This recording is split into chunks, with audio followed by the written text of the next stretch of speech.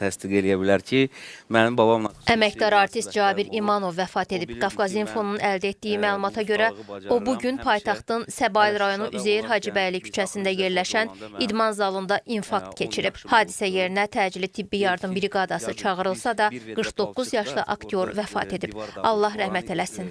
Qeyd edək ki, Cabir İmanov 22 iyun 1976-cı ildə Bakı şəhərində anadan olub. O 1992-2001-ci illərdə Parni iz Baku KVN komandasının üzvü olub.